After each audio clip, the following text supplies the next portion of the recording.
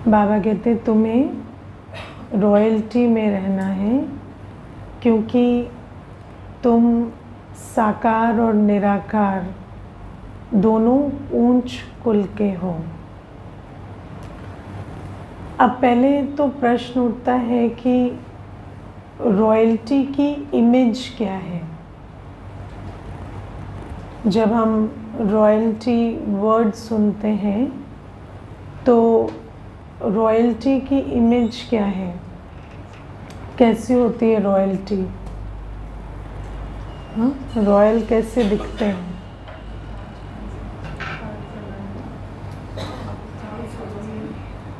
कैसे दिखते हैं रॉयल? रॉयल्टी, मैं आपको कहूँ रॉयल्टी कौन है, इमेज क्या है रॉयल्टी की? समझ आया प्रश्न? उनका मुखड़ा फूल की तरह खिलता रहेगा। फूल की तरह जिसका भी मुखड़ा खिला हुआ है वो रॉयल्टी है।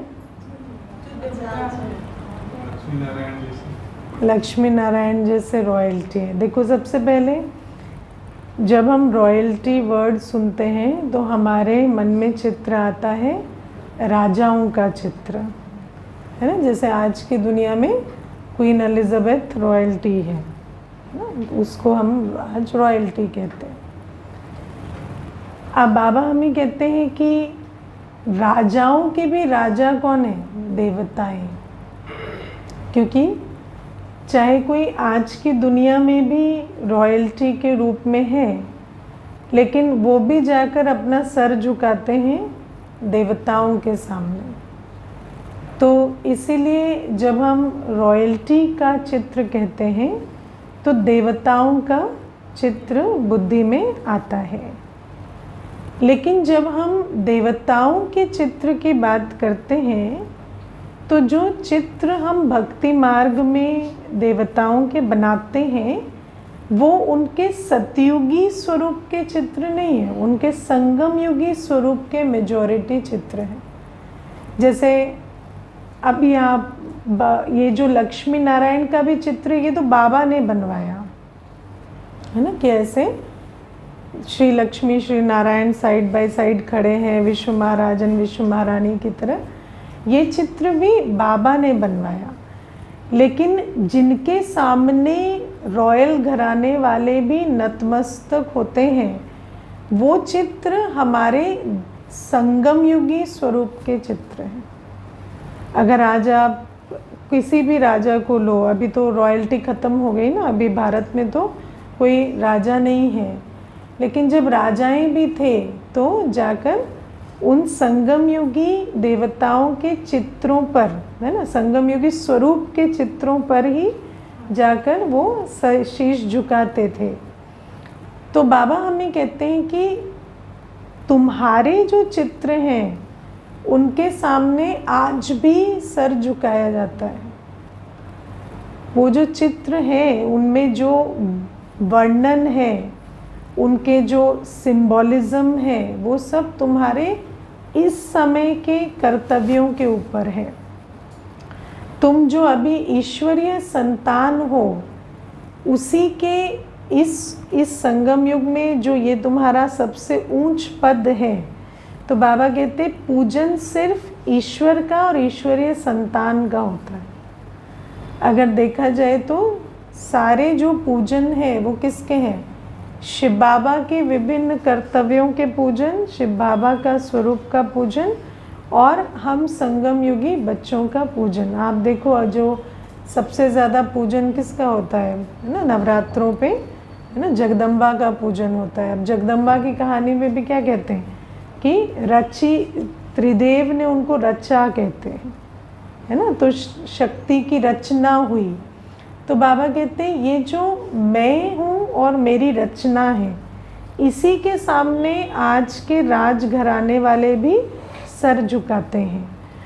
और वो जो रचना जिसको हम आज समझ रहे हैं कि वो चित्र हमारे इस वर्तमान समय के चरित्रों के आधार से बनाए गए हैं। तो बाबा हमें कहते हैं कि वो जो चित्र बनाए गए हैं, अभी तुम उनके चरित्रों को समझ के उसका स्वरूप बनो, है ना। कल भी बाबा ने अलंकार की बात की थी ना कि शंख चक्र गदा पद्म सब तुम्हारे हैं। तो जो रॉयल्टी एक्चुअली है वो किस में है? इन धारणाओं में है। ये जो धारणा हम इस समय करते हैं यही रॉयल्टी है। तो बाबा कहते हैं ये सबसे ऊंची पोजीशन है, और इस पोजीशन का जिस वजह से मान है, जिन धारणाओं की वजह से मान है, तुम इस समय सबसे ऊंचे हो क्योंकि तुम ईश्वरीय संतान हो। और इस समय ऐसा तुम क्या करते हो जो तुम ईश्वरीय संतान कहलाते हो, जो तुम इतने ऊंचे कहलाते हो, तुम उसका स्वरूप बनकर रहो। क्योंकि सारे भक्ति मार्ग में आधा कल्प तुम्हारे ही उस स्वरूप का पूजन गायन हो रहा है। तो इस समय तुम अपनी रॉयल्टी का बहुत ध्यान रखो, क्योंकि तुम्हारी सबसे ऊंची पोजीशन इसी समय पर है ना। इवन जो देवता भी, जो राजा भी हैं, वो जाकर जिसके सामने सर झुका रहे हैं वो तुम्हारे चित्र हैं। तो तुम्हें अपनी रॉयल्टी पर इतना अटेंशन होना चाहिए। और बाबा हमें कहते हैं कि जैसे कहते हैं ना कि जब कोई रॉयल घराने का है तो उसमें उसका जो सारी महिमा है वो किस आधार से? उसके बर्थ और कुल के आधार से, जन्म और कुल के आधार से। तो बाबा कहते सबसे ऊंचा जन्म तो ये ईश्वरीय जन्म है, और सबसे ऊंचा कुल क्या है तुम्हारा? ईश्वरीय कुल और ब्राह्मण कुल। तुम आत्माएं निराकारी भी सबसे ऊंच कुल की हो, और साकारी में भी अभी तुम शिव बाबा ने ब्रह्मा बाबा द्वारा तुम्हें अडॉप्ट कर ब्राह्मण बनाया। तो ये जो तुम्हारा ब्राह्मण कुल है ये सबसे ऊंचे ते ऊंचा है। समझ में आती है ये बात? हाँ, कि एक्चुअली अगर पूरे चक्र में देखें तो सबसे ज़्यादा रॉयल्टी इस समय में है ना। क्योंकि हर समय अगर देखा जाए तो मन वचन कर्म में सिंक नहीं होता है ना। जब बाद में द्वापर युग से राजाएं आएंगे तो उनके आउटर पर्सनालिटी तो रॉयल होगी, लेकिन उनके कोई ऐसा नहीं कि मनसा में प्योरिटी होगी या वो धारणाएं होंगी। फिर बाबा कहते हैं चाहे सतयुग में होंगे, देवताएं होंगे, तो मनसा वाचा कर्मणा पवित्र होंगे, लेकिन वो किसी को सुख नहीं देंगे। तो जो दातापन का गायन है, राजा दाता होता है ना, तो एक्चुअली जब श्रेष्ठ राजा होते हैं वो दाता नहीं होते। जब पवित्र राजाएं होंगे, देवताएं होंगे, तो उस समय दाता नहीं होंगे, क्योंकि उस समय कोई मांगता नहीं होगा। और बाद में जब मांगने वाले आएंगे तो राजाएं दाता कहलाएंगे, लेकिन वो नहीं दे सकेंगे जो उस समय आत्माओं को चाहिए, क्योंकि आत्मा को जो चाहिए उनके पास होगा नहीं। तो वो तो स्थूल रूप से किसी को भरपूर करेंगे। तो जो राजा दाता कहलाएंगे वो राजा नहीं होंगे। लेकिन इस समय जो हम ईश्वरीय संतान स्वराज अधिकारी बन रहे हैं, हम मनसा वाचा कर्मणा तीनों रूप से दाता बनते हैं। तो बाबा कहते हैं सबसे बड़ी रॉयल्टी, सबसे बड़ा दातापन सब कुछ इसी समय का है। इसी समय तुम महादानी वरदानी सब बन सकते हो, जिसको हम राजा ही कहते हैं। राजा माना कौन? दाता, देने वाला। तो ऐसा राजा इसी समय तुम बनते हो। सारा गायन पूजन सिमरन तुम्हारे इस संगम युगी स्वरूप का है।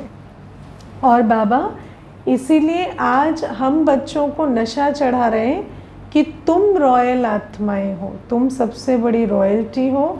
और बाबा हमें कहते हैं इस समय तुम्हें ऐसा क्या करना है जो तुम अपनी उस दिव्यता, उस रॉयल्टी में स्थित हो सको। तो पहली बात बाबा हमें कहते हैं जो रॉयल आत्माएं हैं उनका सदा जो चेहरा है वो खिला हुआ होना चाहिए, है ना। अब जो रॉयल्टी का चेहरा मुरझाया हुआ हो तो फिर उसको रॉयल्टी नहीं कहेंगे। तो बाबा कहते हैं अब वो मुरझाया हुआ चेहरा खिलेगा कैसे? जब अंदर चलेगा कि मैं कितने ऊंचे पिता की संतान हूँ और मैं कल देवता बनने वाली हूँ, मुझे ऊंचे ते ऊंचे बाप से वर्षा मिल रहा है। तो बाबा कहते हैं इस रूप से तुम्हारा चेहरा खिलना चाहिए। और बाबा कहते हैं face is the index of the mind, कहते हैं ना। और माइंड भी बाबा कहते हैं आत्मा की स्थिति से कनेक्टेड होता है। तो फेस हर्षित मुख कब होगा? जब हमारी आत्मिक स्थिति सतो प्रधान होगी। और सतो प्रधान स्थिति के लिए बाबा कहते हैं ज्ञानी और योगी बनना पड़ेगा, है ना, क्योंकि ज्ञान भी पवित्रता का है और योग भी हमें पवित्रता के सागर के साथ लगाना है। तो ज्ञानी योगी जितना बनेंगे उतना हमारे अंदर हर्षित मुक्ता आती चली जाएगी, क्योंकि जो आत्मा की स्थिति है वही चेहरे पे दिखाई देगी। तो आत्मा जितनी ज्ञान योग से पवित्र बनेगी उतना स्थिति हमारी ऐसी होगी कि चेहरा हर्षित मुख होगा। फिर बाबा तीसरी बात कहते हैं कि हम बच्चों के मुख से सदा ज्ञान रत्न निकलने चाहिए, है ना। दुनिया में देखो कहते हैं ना, राजाओं की कहानियाँ सुनते हैं तो राजाओं की कहानियों में क्या कहते हैं कि राजा ने उठाकर हार दे दिया, है ना, ये रत्न दे दिए, ये उठाकर उसको दे दिया। तो बाबा कहते तुम्हारे पास कोई भी आए तो सबसे ऊंचा रत्न, सबसे ऊंचा खजाना क्या है? ज्ञान का खजाना। तो जब भी कोई आए तो उसको तुम ज्ञान रत्न दो, है ना, कुछ ना कुछ ज्ञान के ज्ञान धन से संपन्न बनाकर भेजो। ये तुम्हारी रॉयल्टी की निशानी है ना। तुम्हारे मुख से कभी भी कोई और बात नहीं निकलनी चाहिए ज्ञान रत्न के सिवाय। कैसी कैसी मुख से बातें निकालते हैं, इनका तो लगता नहीं कुछ होगा, है ना, इनसे तो कोई होप मुझे नज़र नहीं आती, ये कहाँ कुछ कर सकेंगे, ये कहाँ कुछ बन सकेंगे, इनके अंदर तो ये प्रॉब्लम है, ये बुराई है। अब आप सोचो इसको ज्ञान रत्न तो नहीं कहेंगे ना, क्योंकि ये सारे जो बोल हैं ये कोई आत्मिक स्थिति के आधार से नहीं बोले जा रहे हैं। तो बाबा कहते हैं जब हम रॉयल आत्माएं हैं, बाबा कहते हैं तुम साकार और निराकार रूप से सबसे ऊंचे हो। तो बाबा कहते हैं हमें इसका बहुत अटेंशन रखना है, हमारे मुख से सबको ज्ञान रतन ही मिले। और बाबा कहते हैं रूप बसंत बनना है तुम्हें। रूप बसंत की जो कहानी आती है, उस रूप बसंत की कहानी में यही सुनाते हैं कि दो भाई थे जो राजकुमार थे, लेकिन वो अपने राज्य से निकल गए। तो जब वो निकल गए तो साधारण कर्म करते थे, लेकिन उनको देखने वाला ये कहता था कि ये साधारण कर्म करते हुए भी ऐसे लगते हैं जैसे राजकुमार हैं, है ना। तो बाबा कहते हैं तुम भले ही इस समय गुप्त पुरुषार्थी हो, हमारे पास कोई ताज तख्त इस समय नहीं है, लेकिन बाबा कहते हैं तुम्हारे कर्मों में इतनी दिव्यता होनी चाहिए कि किसी को भी देखकर लगे कि ये साधारण है लेकिन साधारण नहीं है ना। देखने में साधारण है, जैसे देखो दुनिया में क्या होता है, देखने में ऊपर से पोजीशन होती है, ऊपर से बड़ा, है ना, क्या कहेंगे, फिटिंग वाले कपड़े पहनेंगे और सब कुछ ऐसे जो रॉयल्टी होते हैं वो कैसे होते हैं, उनका एक भी कपड़ा इधर उधर 1 मिलीमीटर भी इधर उधर नहीं होगा, या उसका फैब्रिक एकदम ऊंचा होगा। तो ऊपर के रूप से वो बहुत पर्सनालिटी मेंटेन करते हैं, लेकिन अंदर की स्थिति वैसे नहीं होती, है ना। लेकिन बाबा कहते हैं तुम्हारी अंदर की स्थिति बहुत ऊंची हो, भले ऊपर से तो तुम गुप्त हो, साधारण कपड़ों में हो, है ना, साधारण वेशभूषा में हो, लेकिन तुम रूप बसंत जैसे होने चाहिए। और बाबा कहते हैं जो ऐसे दिव्य आत्माएं बनते हैं उनको फिर साक्षात्कार भी भविष्य का होता चला जाता है।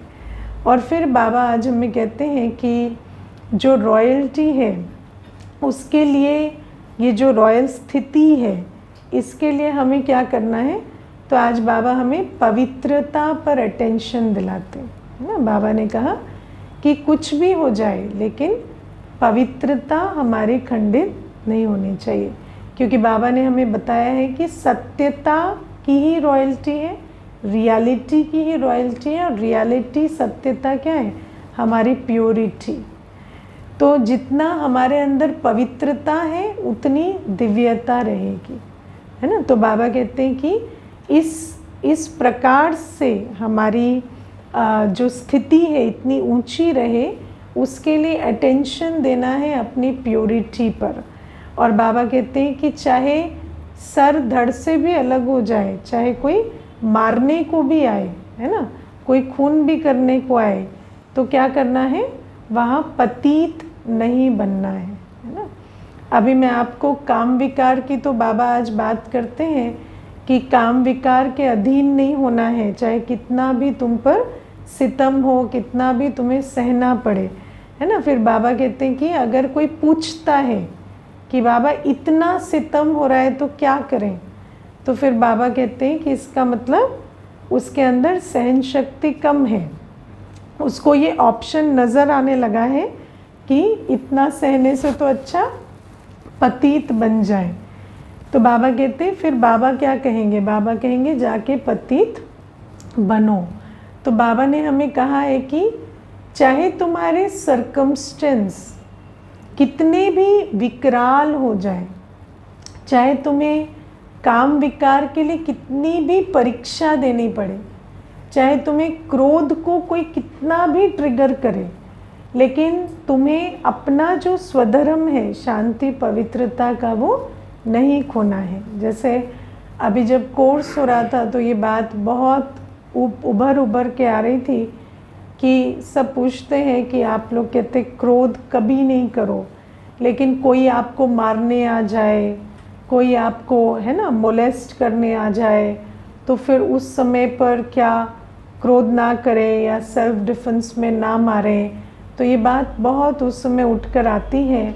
तो बाबा ने आज हमें उसका बहुत अच्छा उत्तर दिया कि कोई तुम्हें शरीर के रूप से मार देगा, है ना, तो तुम्हारा एक जन्म का शरीर खत्म होगा, लेकिन तुम्हारा जो संस्कार है, जो तुम्हारे आगे का भाग्य बनाएगा, वो तो नहीं बिगड़ेगा ना।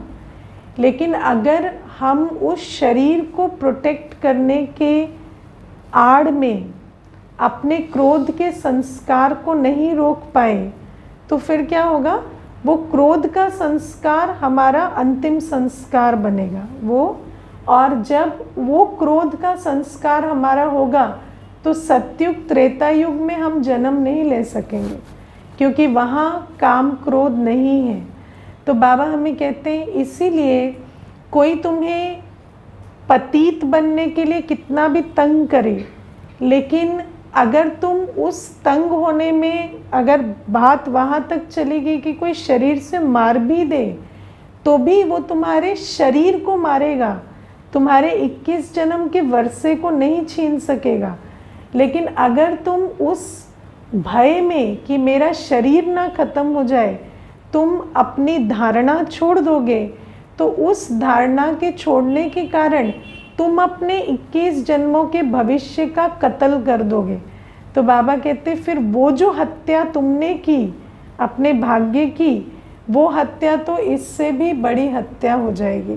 तो आज बाबा ये हमें बहुत सुंदर नियम समझाते हैं कि शरीर अगर चला जाएगा तो कर्मों के आधार से नया शरीर तो अच्छा मिल जाएगा, लेकिन अगर शरीर के भय में कर्म बिगाड़ दिए तो फिर वो कर्मों के आधार से जो हमने अपने भाग्य का खून किया उसकी जिम्मेवारी कौन उठाएगा, है ना।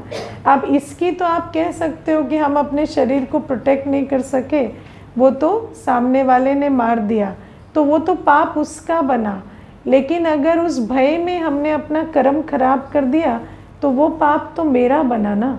तो ये बहुत सूक्ष्म कर्म की गति बाबा आज हमें समझाते हैं कि पवित्रता, चाहे वो काम विकार से अपने आप को प्रोटेक्ट करने की बात है, चाहे क्रोध से, है ना, चाहे लोभ से, जिस भी प्रकार का विकार है, बाबा कहते हैं उस विकार की, चाहे बाहर की सिचुएशन बहुत आकर्षक हो, चाहे विकराल हो, लेकिन तुम्हें अपनी प्योरिटी को नहीं छोड़ना है, तुम्हें अपनी निर्विकारी स्थिति से विकारों में नहीं जाना है, कुछ भी हो जाए। तो ये बाबा ने हमें पहली बात प्योरिटी की रॉयल्टी सिखाई है। जो बाबा कहते हैं कि जो देवताओं को, जितने भी हम चित्रों का पूजन करते हैं अल्टीमेट रॉयल्टी का, उनको हमेशा कमल आसन पर बिठाया दिखाते हैं।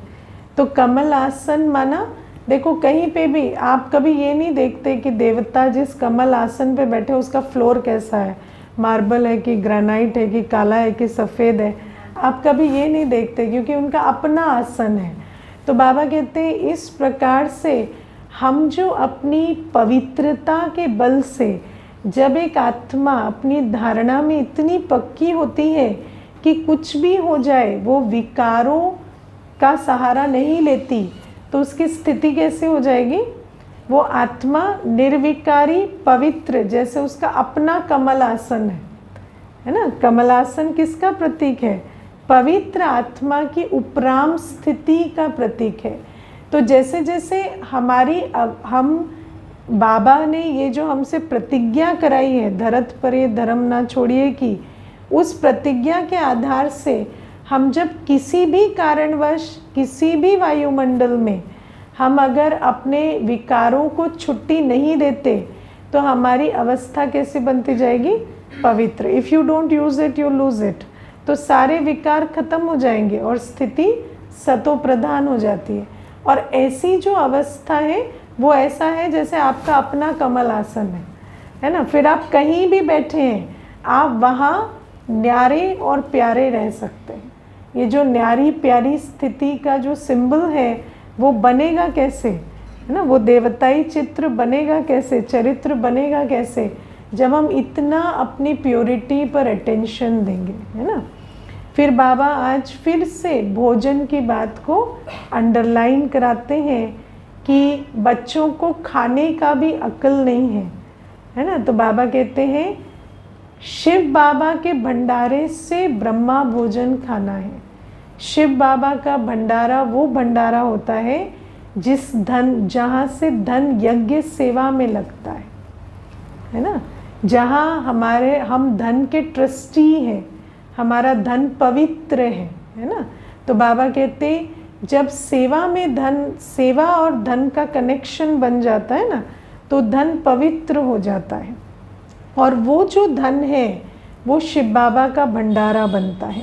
और उस धन से जो अन्न खरीदा जाता है और फिर जब योगी उसे बनाते हैं तो उसको कहेंगे हम, वो ब्रह्मा भोजन बनता है ना। तो बाबा कहते हैं जब योगी बनाते हैं और शिव बाबा के भंडारे से धन खर्च होता है तो उसको कहते हैं ब्रह्मा भोजन। और बाबा कहते हैं बच्चों का इस समय इस ब्राह्मण जन्म में हमारा इतना ऊंचा सौभाग्य है कि हम ब्रह्मा भोजन खाते हैं, क्योंकि इस समय शिव बाबा का भंडारा है और इस समय हम परमात्म योगी हैं, है ना। हमारा बाप के साथ योग है और हम ब्रह्मा भोजन बनाकर खाते हैं। बाबा कहते देवताएं भी ब्रह्मा भोजन के लिए तरसते हैं। शास्त्रों में कहानियाँ आती हैं जिसमें देवताओं को ब्रह्मा भोजन के लिए तरसते दिखाया गया है ना। भाई आप लोगों को कई बार सुनाते हैं, लेकिन कुछ नए भी बैठे हैं तो रिपीट कर दूंगी कि एक बार कहते हैं ऐसा शास्त्रों में कि देवताओं का संगठन हुआ, तो उस संगठन में श्री कृष्ण मुख्य थे। और तो देवताओं ने ये जो स्कीम बनाई कि आज जो है हम ब्रह्मा भोजन हुआ, ब्राह्मणों का ब्रह्मा भोजन हुआ। तो देवताओं ने स्कीम बनाई कि जब ब्राह्मण आचमन करेंगे, माना मुख धोएंगे, तो हम मछलियां बनकर उसको खा लेंगे, है ना। वो उस कणे दाने को जो अंदर से उनके आचमन में निकलेगा उसको खा लेंगे, क्योंकि ब्रह्मा भोजन में देवताओं को परमिशन नहीं थी। तो वहाँ पर भगवान ने ब्राह्मणों को वार्निंग दी कि आज जो भी भोजन होगा ना वो खा के आचमन नहीं करना है, आप अंदर ही अंदर पानी पी के उसको, है ना, निगल लेना। तो इस प्रकार से देवताएं जो है वो ब्रह्मा भोजन के लिए तरसते रह गए, ये कहानी शास्त्रों में आती है। तो बाबा कहते हैं कि तुम समझते हो ब्रह्मा भोजन किसे कहते हैं? जो इस समय हम शिव बाबा के भंडारे से योगियों के द्वारा बनाया गया भोजन खाते हैं। और बाबा कहते हैं वो भोजन देवताएं भी तरसते और तुम्हारे भाग्य में है, तो तुम्हें इतनी कदर होनी चाहिए और तुम्हें अपनी स्थिति ऐसी बनानी चाहिए और इतना संबंध यज्ञ से रखना चाहिए कि यज्ञ में जो भी भोजन मिले वो मेरे भाग्य में भी आए, है ना। जब हम ब्राह्मण बनते हैं तो ब्रह्मा भोजन का अधिकार हमें मिलता है ना। जब हम ब्राह्मण बनते हैं तो भोग का, ब्रह्मा भोजन का अधिकार हम बच्चों को मिल जाता है। हम हर हफ्ते भोग खाते हैं, हर, है ना, महीने में एक दिन तो ब्रह्मा भोजन करते ही हैं, और प्लस कभी टोली कभी कुछ। तो बाबा कहते हैं वो जो आत्मिक शक्ति को ऊंचा करने वाला भोजन है वो तुम्हारे भाग्य में है। तो हमें कितना अच्छा पक्का ब्राह्मण बनना चाहिए कि हमारा ब्रह्मा भोजन कभी भी मिस ना हो और हमारे भाग्य में सदा शिव बाबा के भंडारे से खाने का भाग्य हो, है ना। अगर हम दूर भी हैं तो हम जितना अपना धन सफल करते हैं हमारा भंडारा शिव बाबा का भंडारा बनता है, और जितने हम योगी बनते हैं हम उस भंडारे में भोजन बनाने वाले ब्राह्मण ब्रह्मा भोजन बनाकर स्वयं का भी भाग्य द्वार खोलते हैं, दूसरे का भी। तो बाबा कहते हैं ये भी एक मुख्य धारणा है रॉयल आत्माओं की। फिर बाबा आज हमारा अटेंशन खिंचवाते ट्रस्टी बनने पर, है ना। बाबा कहते हैं कि तुमने बाबा को हर चीज़ का ट्रस्टी बना दिया और बाबा ने तुम्हें कहा अब तुम ट्रस्टी बनकर संभालो। तो रॉयल्टी की निशानी क्या है कि हम ट्रस्टी बनकर रहें। जितना हम ट्रस्टी बनकर रहेंगे उतना हमारे अंदर रॉयल्टी आएगी। तो बाबा कहते हैं कि ये समझ कर चलना कि मेरा तन मन धन मेरा नहीं है, मैंने तो बाबा को अर्पण कर दिया और बाबा ने मुझे संभालने के लिए दिया है ना। हमने बाबा को दे दिया, बाबा ये आपका। तो बाबा ने क्या कहा, अब तुम मेरे निमित्त संभालो। तो ये तन, ये मन, ये धन अमानत है। ये तन, ये मन, ये धन क्या हो गया, ये अमानत बन गई बाबा की। और बाबा कहते ऐसे अमानत समझकर ये समझना है कि मेरे तन मन धन से मेरी मत पर कोई कार्य उल्टा सुल्टा ना हो जाए। मेरे तन मन धन से सदा वो कार्य हो जो श्रीमत प्रमाण है ना। जो शिव बाबा की मत के आधार से जो तन मन धन से होना चाहिए वो कार्य हो। तो बाबा कहते हैं ये तुम्हारी रॉयल्टी की एक धारणा है। जब तुम्हारे अंदर ये धारणा होगी तभी प्योरिटी आएगी, क्योंकि जब तक तुम ट्रस्टी समझकर नहीं चलोगे, तुम्हारा भोजन शुद्ध नहीं है, तुम्हारे अंदर पक्का काम क्रोध की वृत्ति छूटी नहीं है, तो पवित्रता कैसे आएगी। तो बाबा कहते इसीलिए तो आज भी, है ना, लक्ष्मी से धन मांगते हैं। तो वो जो तन मन धन तीनों इस समय पवित्र बना, या सरस्वती से बुद्धि मांगते हैं, ज्ञान मांगते हैं। तो बाबा कहते हैं जो देवताओं को कहते हैं कि ये देने वाले हैं, तो इस समय तुम्हारी ये जो तन मन धन की पवित्रता के आधार से उसमें इतनी शक्ति भरती है कि कहते हैं कि देवताएं ये तन मन धन हमें देंगे, स्वास्थ्य देंगे, समृद्धि देंगे। तो वो शक्ति हमारे तन मन धन में ट्रस्टी बनने से भरी है। और फिर बाबा हमें कहते हैं बलि चढ़ना है ना, तुम्हें पूरी तरह से बलिहार जाना है। एक जन्म, बाबा कहते करनी घोर होता है ना, जो जब कोई मर जाता है तो उसकी लास्ट राइट्स जो करनी घोर करता है। आजकल तो क्या है, मरे का भी मोबाइल उठा के रख लेते हैं। आज का समय अलग हो गया, लेकिन पहले क्या करते थे, कोई शरीर छोड़ा तो उसके साथ साथ उसका फर्नीचर वगैरह सब कुछ उसको दे देते थे। जो लास्ट काम करता था ना उसका, तो वो करनी घोर को दे देते थे।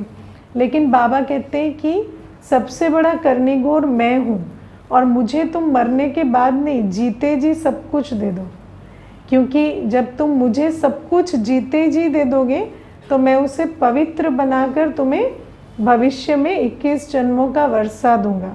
तो बाबा कहते हैं इस प्रकार से जीते जी दे दो। और मैं आपको बताती हूँ कि यज्ञ में ऐसी भी आत्माएं रही हैं जिनको इतना भी ख्याल होता था कि हम ऐसे ही ना मर जाएं, और ऐसा ना हो कि हमारे मरने के बाद व्यक्ति को ऐसा लगे कि ये जो मृत का कपड़ा है ये कौन पहनेगा, या मृत की टेबल है तो इस पे कौन बैठेगा, इसलिए वो व्यर्थ में किसी भी पतित को दी जाए।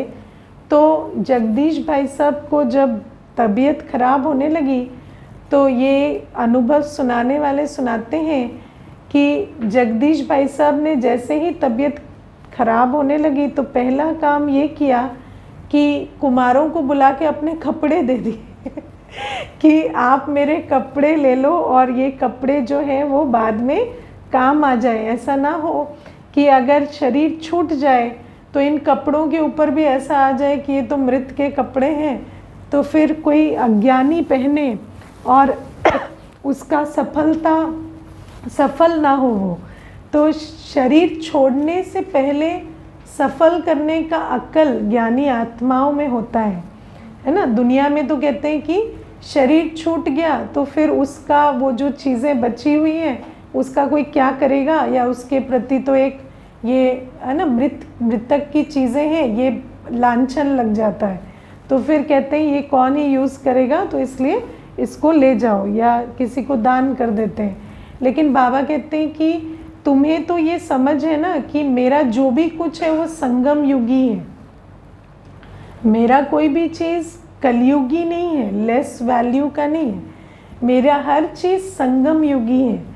तो मैं जीते जी अपना सब कुछ शिव बाबा की श्रीमत पर ऐसा सफल करके जाऊं कि जीते जी जो मैंने उसको कार्य में लगाया उसका एवज़ा मुझे भी मिले और पूरे विश्व को भी मिले, है ना, क्योंकि विश्व परिवर्तन भी इस खजाने के आधार से हो रहा है। तो बाबा कहते इतना तुम्हें बलिहार जाना है ना, और जब तुम एक बार बलिहार जाओगे एक जन्म, तो 21 जन्म मैं तुम पर बलिहार इस आधार से जाऊंगा, इस एक्सचेंज के आधार से। तो ये भी बाबा हमें कहते हैं कि ये जो कहते हैं ना कि शक्ति ने पूरी तरह से ऑर्डर पर चले और उनका निर्माण जिसलिए हुआ था उन्होंने अपना पूरा जीवन उसी में ही समर्पण किया। तो बाबा कहते हैं वो जो बलिहार जाना, और आज भी उसके कारण, उस बलिहार जाने के कारण आज भी लोग बलि चढ़ाते हैं, लेकिन वो तो चलो स्वार्थवश विकारोंवश उल्टी बलि चढ़ाते हैं। लेकिन बाबा कहते तुम बलिहार गए हो तभी तो आज भी यादगार रूप में बलि चढ़ती रहती है ना। तो ये सारी बातें बाबा बताते। फिर बाबा हमें कहते हैं तुम्हें कदम कदम पर सावधान रहना है, कदम कदम पर सावधान रहना है। और बाबा कहते हैं तुम्हें बहुत मीठा बनना है ना, क्योंकि लव और लॉ का बैलेंस हमेशा हम देवी देवताओं की मूर्तियों में देखते हैं। तो हमारे अंदर जितना अपने प्रति लॉ है, हम जितना कायदे से चलते हैं अंदर, उतना ही हमारा जो स्वभाव है, संस्कार है, वो बाहर बहुत मीठा, बहुत सुखदायी रहता है। तो बाबा कहते हैं तुम इतने मीठे बनो कि तुम्हारे से हर एक को सुख शांति की अंजलि मिले। तो ऐसा मीठा बनना है और तुम्हें बहुत कदम कदम पर सावधानी लेनी है। क्यों? क्योंकि मैं उस दिन भी क्लास में बता रही थी, इस समय हमारा शरीर, हमारा संस्कार, हमारे संबंध, हमारी परिस्थितियाँ सब रावण के प्रभाव में। हमें कोई भी चीज़ अंदर से बाहर से कोई राइट इंडिकेशन नहीं आता इस समय। इसीलिए बाबा कहते हैं अपनी बुद्धि को बहुत श्रीमत पर रखना है। मुझे ऐसा फील होता है, मुझे ऐसा लगता है। अरे तुम्हें इतनी अक्ल होती तो आज तक तुम अच्छा फील कर लेते ना। नहीं है हमें अक्ल। इसीलिए बाबा कहते हैं रोज़ मुरली, रोज़ बाबा क्या कह रहा है उसको देखकर, जानकर, समझकर चलना है। माया को पहचानने की, है ना। या देखो बहुत सबसे ज़्यादा अक्लमंद आज सबसे ज़्यादा दुखी है। सबसे ज़्यादा अक्लमंद आज सबसे ज़्यादा दुखी है। दुनिया के सबसे ज़्यादा स्ट्रेस्ड लोग बुद्धिजीवी हैं, पता है आपको। तो बाबा हमें कहते हैं कि मनुष्य जो बुद्धिजीवी कहलाता है उसको भी अक्ल नहीं है, कि वो चॉइस ले सके संकल्प की, बोल की, कर्म की, जिससे उसका पुण्य का खाता बने और वो सुख शांति का पात्र बने। तो इसीलिए बाबा हमें कहते हैं कि तुम अपनी अक्ल के भरोसे नहीं रहना, है ना, क्योंकि माया यही करती है, आई एम राइट करके हमें विकारों में लेके जाती है, बाबा से दूर करती है ना। अभी देखो एक भाई मुझे कह रहा था कि मुझे ऐसा लगता है 4 बजे से उठने से अच्छा है कि मेरे 5 बजे उठना मुझे बहुत फ़ायदा देता है, क्योंकि 6 बजे मेरा जिम होता है, तो मैं 5 बजे उठता हूँ, तो मेरा टाइम वेस्ट नहीं होता, मेरा कुछ नहीं होता। और अगर मैं 4 बजे उठूँगा तो मेरा 1 घंटा टाइम वेस्ट होगा। तो आप सोचो कि माया हमें कैसे कैसे लॉजिक देती है ना। मेजॉरिटी तो इसीलिए नहीं उठते ना कि सुबह का समय जो है वो मेरा फ्री रहेगा, फिर मैं उस समय क्या करूँगा, कैसे चलूँगा। तो अब बाबा कहते हैं कि सोचो सुबह का जो सबसे शक्तिशाली समय है उसमें तुम्हें संकल्प चलाती है माया कि इसमें क्या करूँगा, जल्दी उठ के क्या करूँगा। लेकिन रात को वो संकल्प माया नहीं चलाती कि रात को देर तक जाग के क्या करूँगा। रात को देर तक जगा के माया आज सबकी तकदीर बिगाड़ रही है। लेकिन सुबह जल्दी उठने में कितने संकल्प चलते हैं, क्या करेंगे, इतना टाइम होगा, फिर उसके बाद क्या करेंगे, फिर उसके बाद क्या करेंगे। तो बाबा कहते हैं माया जो है ना ये तुम्हारी सारी अक्ल चट कर देती है। तो तुम अपने लॉजिक, अपनी अक्ल को नहीं लगाओ, तुम कदम कदम पर सावधानी लो। हर कर्म के कदम पर अपने आप से पूछो कि बाबा क्या कहता है, उठने के लिए, खाने के लिए, हर चीज़ के लिए। भोजन शुद्ध करने की भी बात आएगी तो माया कहेगी कमज़ोरी आ जाएगी, प्रोटीन ये हो जाएगा, वो हो जाएगा। हाँ, तो जो नॉनवेज खा रहे थे उनको कोविड नहीं हुआ, है ना, कोई बीमारी उनको हुई नहीं आज तक, कोई तकलीफ़ उनको आई नहीं आज तक, है ना। तो बाबा कहते हैं ये सारे माया के ये चलेंगे संकल्प। इसीलिए बाबा कहते हैं तुम दुनिया का लॉजिक, अपना लॉजिक, अपनी अक्ल नहीं लगाओ। तुम्हें जो सावधानी बाबा दे रहे हैं बार बार बार बार, वो उसी पर तुम चलो। जो बाबा हमें श्रीमत दे रहे उस आधार से चलो। तो ये भी बाबा हमें रॉयल्टी के लिए निशानियाँ बता रहे हैं, है ना। और फिर बाबा हमें आज कहते हैं कि कोई तुम्हें गाली भी दे तो तुम मुस्कुराओ, है ना। कोई तुम्हें गाली भी दे तो तुम मुस्कुराओ, क्योंकि तुम वो गाली दे रहा है तो तुम्हारा पाप कर्म नहीं बन रहा, लेकिन तुम मुस्कुराना छोड़ोगे तो तुम्हारा संस्कार जो है वो ऐसा ही बन जाएगा।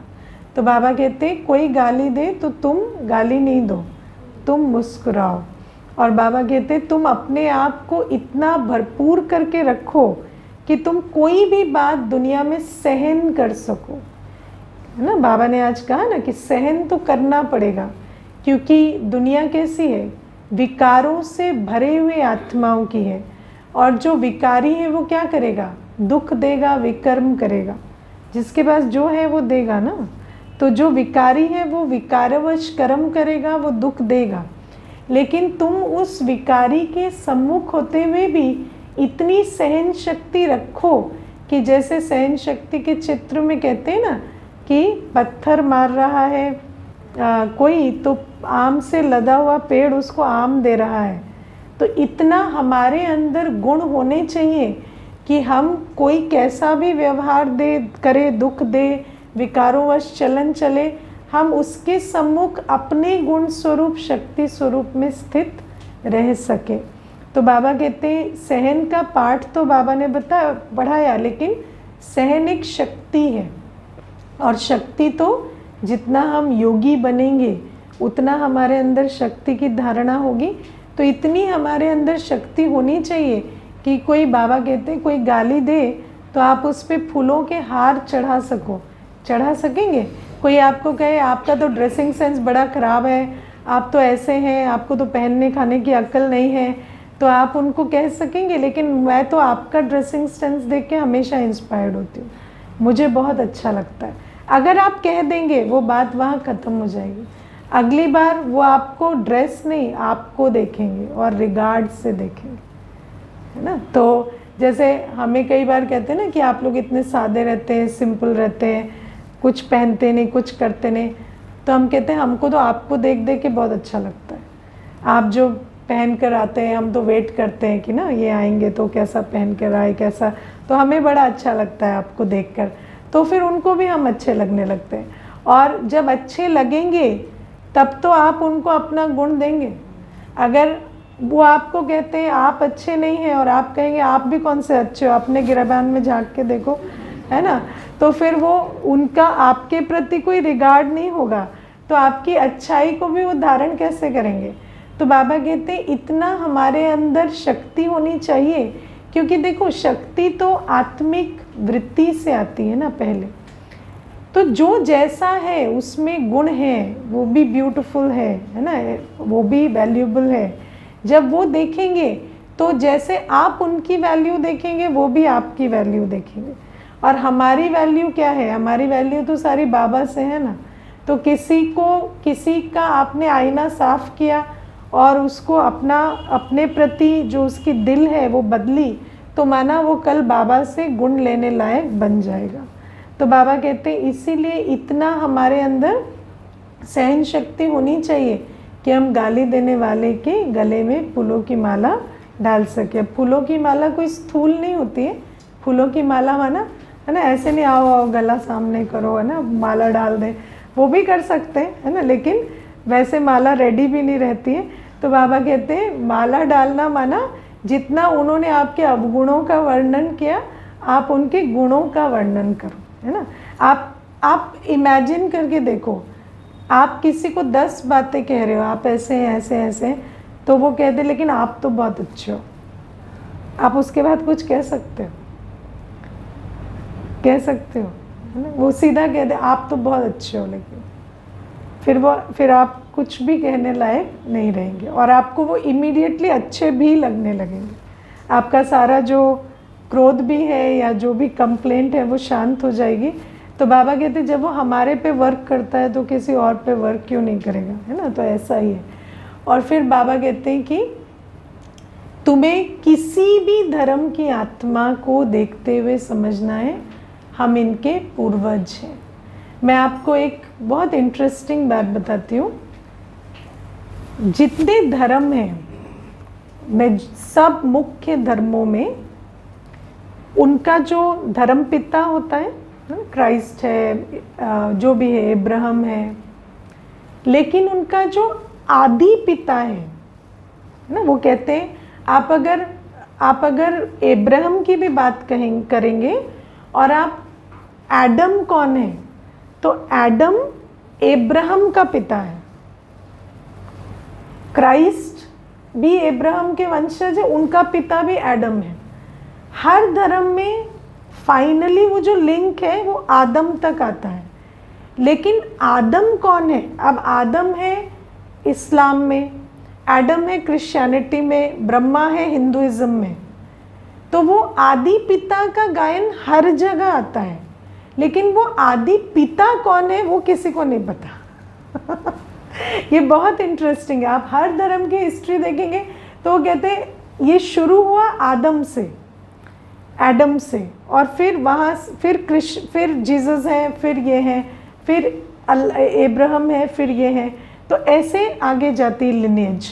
तो हर धर्म में एक आदि पिता है। और बाबा कहते हैं कि वो आदि पिता कौन है? वो है शिव बाबा की रचना, जिनके द्वारा, जिस ब्रह्मा के द्वारा मैं तुम्हें अडॉप्ट करता हूँ। तो तुम भी कौन हो गए? तुम भी हर धर्म के पूर्वज हो। ऐसा नहीं है कि तुम सिर्फ एक धर्म की आत्माओं के पूर्वज हो कि भाई बस जो देवी देवता धर्म की आत्माएं हैं, नहीं। तुम उस वृक्ष के जड़ों में बैठे हो। सिर्फ तने की जड़, ट्रंक की जड़ नहीं होती है, सबकी जड़ होती है। तो बाबा कहते हैं हर धर्म की आत्मा को मिलते हुए तुम ये समझो कि इनको जो भी कुछ मिलेगा वो संगम युग में ही मिलेगा, और इनका जो आदि पिता है आदम, उनके द्वारा ही मिलेगा, और हम उन्हीं के निमित्त इनको देने वाले हैं। तो आप अपने स्वमान को नहीं भूलो कि मैं हर धर्म की पूर्वज आत्मा। और बाबा कहते हैं ऐसी जो पूर्वज आत्मा है उसको समझना है। अभी मुख्य सबको क्या चाहिए? शक्तियाँ चाहिए।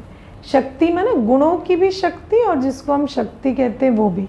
हर आत्मा को आत्मिक शक्ति चाहिए। किसी को स्नेह चाहिए, किसी को शांति चाहिए, किसी को समझ चाहिए, कोई ना कोई शक्ति हर एक को चाहिए। तो बाबा कहते हैं तुम अपनी वृत्ति को शुद्ध रखो। तुम अपनी वृत्ति में ये नहीं लाओ ये दूसरे धर्म का है, ये इस धर्म का है, नहीं। तुम्हारी वृत्ति इतनी शुद्ध हो कि तुम देख सको हर आत्मा परमपिता परमात्मा की संतान, प्रजापिता और पूर्वज आत्माओं के द्वारा ही प्राप्ति करने वाली। तो इतनी तुम्हारी वृत्ति शुद्ध हो और तुम्हारी स्थिति इतनी शक्तिशाली हो, मनसा इतनी शक्तिशाली हो। शक्तिशाली माना इतनी संपन्न हो, तुम्हारे अपने अंदर गुणों शक्तियों की इतनी ऊंची धारणा हो कि कोई भी तुम्हारे सामने आए तो तुम उसे अपनी स्वरूप से, स्थिति से, वृत्ति से उसकी झोली भर सको, है ना। क्योंकि कई बार जब आत्माएं आती हैं तो वो इसी प्रश्न में उलझ जाती हैं, आप हिंदू हैं या इस्लामी हैं या कौन है, या ये क्या धर्म है या कैसा है। तो बाबा कहते हैं कि वो भले ही उस लिमिटेड वृत्ति से आ रही हैं, लेकिन आप समझो कि सब जिस परम पिता की प्रार्थना कर रहे हैं और वो परम पिता जिस प्रजापिता के तन में आकर अंजलि दे रहे हैं, हम उस परम पिता सो प्रजापिता की संतान हैं। और आपको उसको अपनी शुद्ध वृत्ति के द्वारा उसके सारे जो है ना संकल्प है उसको शांत करना होगा, और उसको मनसा के द्वारा जो शिव बाबा उसको देना चाहते हैं वो उसको देना होगा। ठीक है। ओम शांति।